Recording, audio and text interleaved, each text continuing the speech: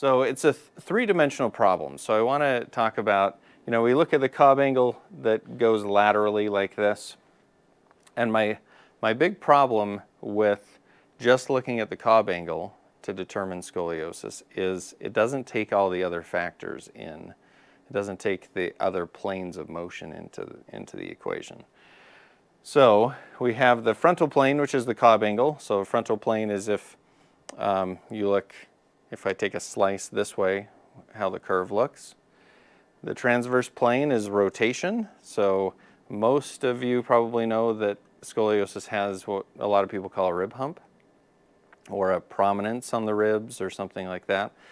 That's how when you're a teenager and your pediatrician has you do this test, they're looking for the rotation. So that's how we detect the rotation. And then we also have the sagittal plane, which is looking at someone from the side.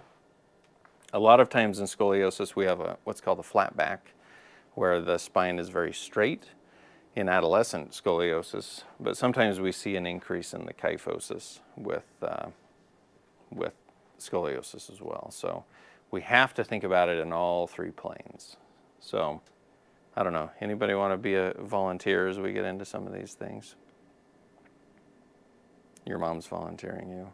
Yeah. I got voluntold. So hold on just a sec. So I want to go through where we look, because I think it's very important to be oriented to what your curve is doing. Not just what scoliosis in general does, but what your curve specifically is doing. So the more you know what's going on, the more you can address it. So like in the Schroth method that we do, this is the first thing I do with all of my patients. We look at, okay, let's understand what your curve is like, and then we can do something about it. So we're going to talk about where to look. So we look at the shoulders. We look to see if the shoulders are even. So definitely we have an uneven shoulder in this patient. Is one more forward than the other? If you can see this shoulder on the right is sitting more forward, shoulder on the left is sitting back. And sometimes we see both shoulders rounded forward with kyphosis and things like that. So we can start looking at the shoulders and see if those are even. Then we go to the shoulder blades. As we come down, the shoulder blades tell us a story on what's going on underneath the shoulder blades. So in this picture over here, we can see that this right shoulder blade is more prominent, so it's rotated, it's back further than the left shoulder blade. And that's because the ribs underneath the shoulder blade are rotated back with that transverse plane rotation. So are they even? Sometimes you'll see the bottom of the shoulder blades aren't even. And are they tipped? One might be tipped forward compared to the other. So that tells us where the scoliosis is. And usually, if you understand these things, you can determine where a scoliosis is just by seeing the asymmetries. So we look at the waistline. So we're down from the shoulder blades, now we're at the waistline, and we look, is it uneven? Is there a sharper angle? Look at the space between the body and the arm. So what do you notice with the one on the left? Anybody? The one hip's higher. Here? Yeah.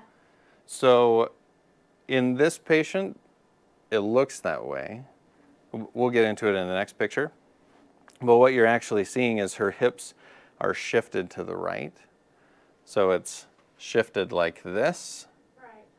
And so her legs were actually the same length, but her pelvis is shifted to the side. So it does look like her hip is higher, yeah.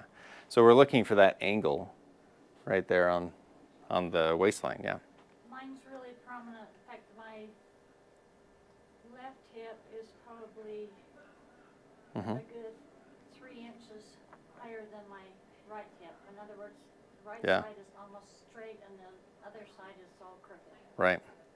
And so when we see that straight on one side and that angled on the other, usually that tells me it's a lumbar curve. Usually it tells me it's that the pelvis is shifted because of that lumbar curve. Sometimes, well, we'll see in the next picture that leg length differences can definitely be there too.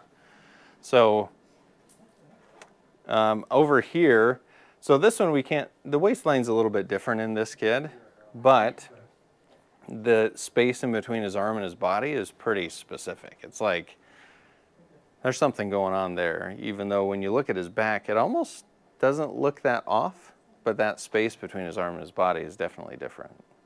So yeah, so we look at the waistline. So we're also looking at the pelvis. So this is where we start to see a leg length, a true leg length difference. See how hiked up her right hip is compared to the left one? She still has that difference in the angle. And that difference in her waist angle is telling you something's going on, but she has a true leg length difference. We had to cut 1 foot off about 2. No, I'm just kidding. We didn't have to do that. But with this, we put a lift in the shoe because this has a structural scoliosis, but also functional because it's caused by the leg length difference. So, so that gives you an idea, seeing a few different pictures of what scoliosis is. I think, oh, and we can also look on the front.